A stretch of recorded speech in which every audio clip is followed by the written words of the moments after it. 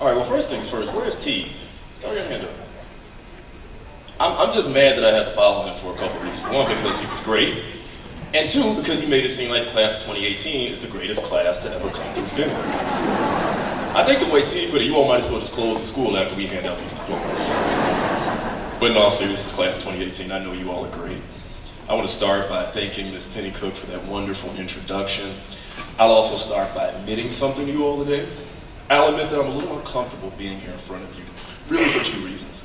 The first reason is ever since I talked to Father Petticourt a few months ago and agreed to give this address, I've had this recurring nightmare that somehow I missed a single credit at Fenwick back in 2004. So as a result of missing that credit, I have to go back and repeat my senior year. So in the nightmare, I'm 31 years old, I'm wearing the exact same uniform I had in 2014, and I'm trying, 2004, and I'm trying to find my first period class. I cannot stress to you enough, I want to make this clear. The nightmare is not being a Fenwick student, that was great. The nightmare is being a 31-year-old high school student. I would not recommend that for anyone. The second reason I struggle being here class of 2018, as you may already have gleaned, I have a little bit of a love-hate relationship with you guys, and let me explain why. You all are the first Fenwick class to make me feel old. You may not know this, but I've had a chance to meet many of you, particularly at the gym at the FFC in Oak Park. I know some of you might remember me from there.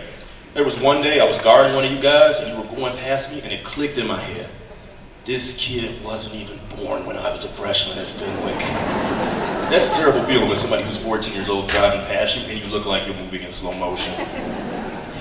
So I'll push aside my nightmares and the feeling of being inadequate that you give me today in order to address you. I want to thank the board, I want to thank the faculty and staff, everyone for giving me this opportunity.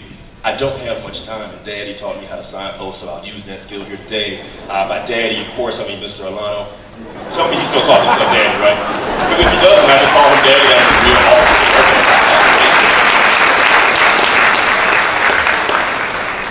And anyway, back to signposting. I want to challenge you to do two things as you leave Fenwick today. The first is accomplish big goals, and the second is love. I know, goals and love. Oh, so sweet, so perfect for graduation. But I'm not going to present these topics in a way to make you feel comfortable. In fact, my goal is to challenge you all tonight. If you walk away feeling comfortable with my speech, then I'll feel like I've done something wrong. My hope is that if I'm able to share moments with you where I've fallen short or where I've learned something, you'll walk away with something to take with you as you leave Fenwick today. Let's talk about accomplishing goals. I've learned there are three things that you need to do in order to make this happen. Overcome failure, never settle, and be willing to work harder than you ever have. My favorite of these three things is overcoming failure. I need you to remember that at some point in your life, you will fail.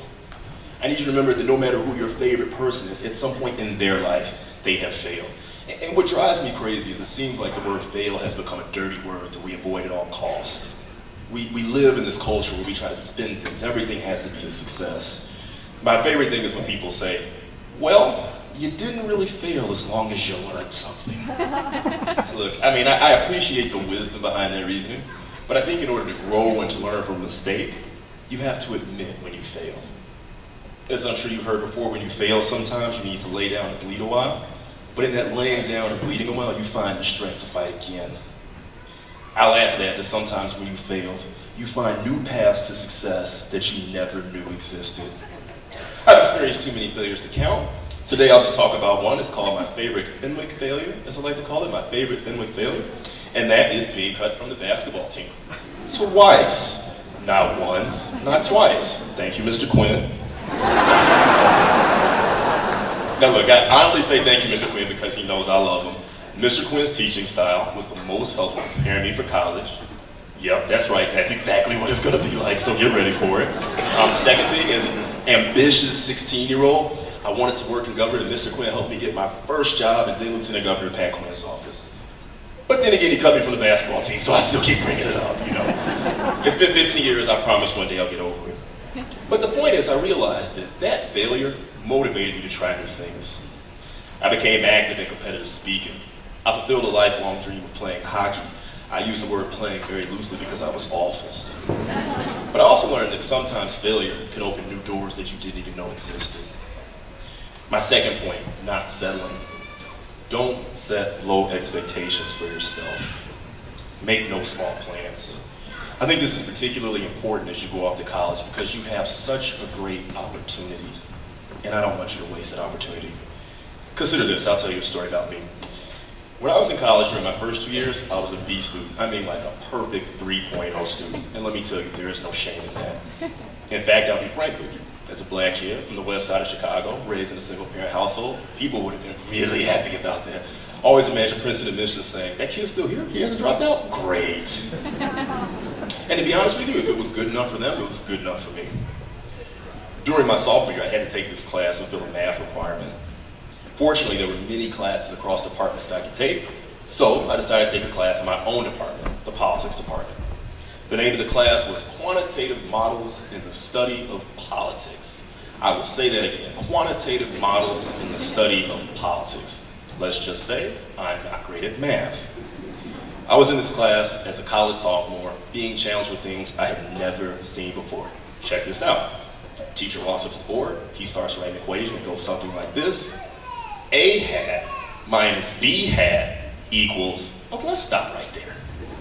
The only thing I recognized from that equation was the equal sign. Like I'm sitting there like, the letter A has a hat? Like what type of sorcery is this? The letters wear clothes in this math. I'm like looking around the room to see if anybody else is confused. Of course no one else is there, I'm nodding. I'm like, of course the letter A has a hat. Anyway, I drag myself to class most days. I dragged myself to class some days and, schlepped my way through, walked out with a C+, and guess what? I thought that was good enough. That summer before my junior year, I began to look seriously at what it would take for me to apply to law school. I soon learned that to be competitive among my peers, a B average wouldn't do it. I had to get into high gear my last 2 years of college. So I took one extra class each of my last 4 semesters because I had to raise my GPA quickly. I committed myself, and during those last 4 semesters, I was an A- student. Just weeks before graduation, a lead administrator in the politics department told me that somehow I was close to graduating with honors. She told me she wouldn't know until days before graduation as other students' grades come in. And that's sad when you're sitting like rooting for your peers to kind of fail. You're like, oh please, I had to do better than that kid. He was out last night, I saw him, I had to do better on this final. That was me. Anyway, 2 days before graduation, she saw me, and she said, you know what I had done? I'd be graduating with honors. I was so happy about the accomplishment, not because of the piece of paper, but because of the work that went into it. But here's the problem. The happiness faded a bit, because I started to wonder what could I have accomplished if I committed myself from the start. Maybe I could have graduated with high honors or highest honors, maybe even Phi Beta Kappa. Okay, Phi Beta Kappa's off the table. I went to school with a lot of really smart people, that was never going to happen. But the point is, don't set low expectations for yourself. I can tell you, I don't care what your goals are, sports, school, career, anything you do, don't look back and wonder what if. I don't regret any failure where I've given it my all, but I regret each one where I wasn't truly committed. My third point, you must be willing to put the work in. Whatever it is, if you aren't willing to do it, then maybe you don't deserve it, and maybe you don't truly want it. I saw a meme on this topic on Facebook. I'm citing a meme now. Young people don't use Facebook anyway. But the meme says something like, you can't have millionaire dreams with a minimum wage work ethic. You can't have millionaire dreams with a minimum wage work ethic. Now let me tell you, the meme, it really stuck with me because I think it's wrong. Some of the hardest working people I know are minimum wage workers. In fact, it reminded me of my late older brother. He died a little bit more than a decade ago. He has special needs. He attended a special needs public high school in the city, and after graduating, he pushed carts at a local grocery store. He loved that job. He wanted to work that job. Holidays, snow, rain, sleet, it didn't matter. He loved that job. He liked getting paid, but more important, he liked having a purpose. I'm telling you, there are days when I don't feel like getting out of bed. And on those days, I pray for this work ethic. My hope for you is that you figure out something that motivates you, a purpose to move on those days when you feel like you can't move anymore. And more importantly, hope that you find those people who motivate you to move on even when you feel like you can't. For me, that person is my late brother and his memory. All right, I talked about goals. Now I want to shift to talking about love. My first thought on love is this. I know love is such an easy thing to talk about, right? Let's just all hold hands and sing Kumbaya. But in all seriousness, I don't claim to know what love is, but I believe that love is hard. I'm no Bible scholar, but my favorite passage of late is from the book of Mark, chapter 12, verses 30 to 31. The verses give us basically two commands: love God and love your neighbor. Collectively, I view these verses as the most basic command that God gives us. I kind of look at it like this. God is almost like a frustrated parent looking down at us who says, you know what, just be good to each other. He doesn't say persecute those who are different than you or fight bitterly over hot button topics. It's just be good to each other. I wanted to talk about love today because the world needs your love. And look, I think it's ridiculous that I'm asking you to save the world, but to be honest, I don't think we have a choice. Those of us who are older than you need you to do a better job than we have of reaching out to people who look different than you and believe differently than you. I think that's what's meant by love in the book of Mark. No, see, I don't think love means everything is perfect or that all of us will be friends. But it means that for some reason we may never understand. We've been put on this earth together, and we have to figure out a way to get along. Reaching back to my time at Fenwick, I'm challenged when I think about love. Especially tough love, because I think about some of my classmates who called me a nigger. I wish I could say that love is as simple as forgiveness and an apology. But I think if we're too quick to get to forgiveness and an apology, we don't really love. If you love God and you love your neighbor, you won't ignore your pain and anger. And you won't ignore the pain and anger of others. Instead, you'll commit yourself to engaging in meaningful interactions that seek to overcome the very injustices that cause suffering. Apologies and forgiveness shouldn't come at the beginning, and they shouldn't come easy. Instead, they should be like signatures on a contract. They should only come at the end, and only after the end of communication and reaching mutual understanding. I believe that's the love that we're called to do, and that's the love that I call you all to today as you leave this place. And check this out, if you think I'm exaggerating about how much the world needs your love, I hope you remember this. Just a few months ago, right, our current president was arguing with our former vice president over Twitter about who would have won a fight when they were in high school. Tell me you remember that. Does somebody out there remember that?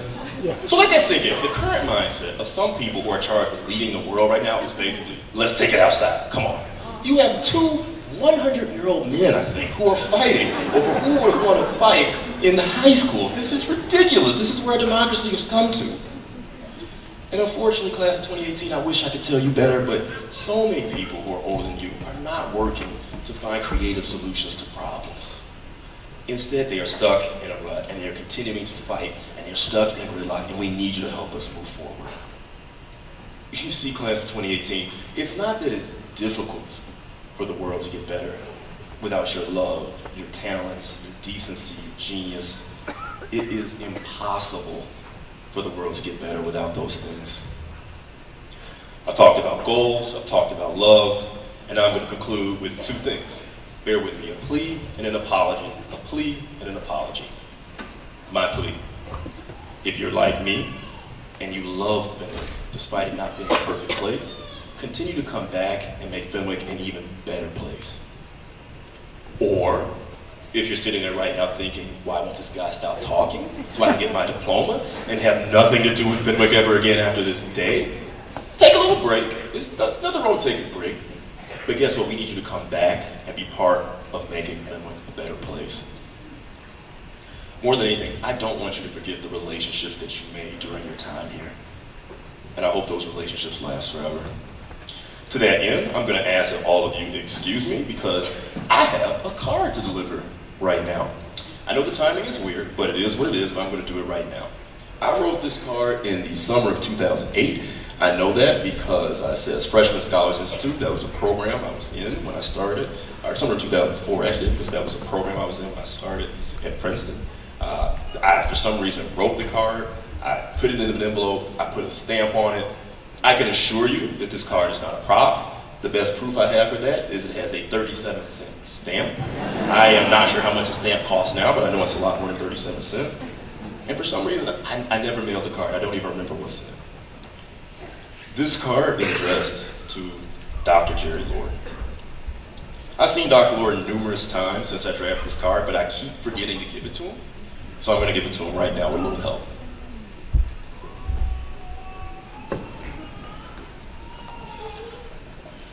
You see, my hope is that no matter what your experience was here, that you walk away with at least one relationship that you cherish. There are many people that I cherish. I mentioned a few of them in my speech today. I hope each one of you has at least one person that you still want to talk to decades later. Just one person who you still want to say thank you to. And finally, my apology, because I think I owe you guys one. I said that we had a love-hate relationship, and to be honest, I kind of lied to you guys earlier. I said you made me feel uncomfortable. I talked about basketball and things like that, but I'll tell you the real reason why I'm uncomfortable around you. Class 2018, I'm uncomfortable around you because I am jealous of you. That's because I know that everything I've challenged you to do today, you are better prepared than I am to do it. I know that because you went to a better Fenwick than I did.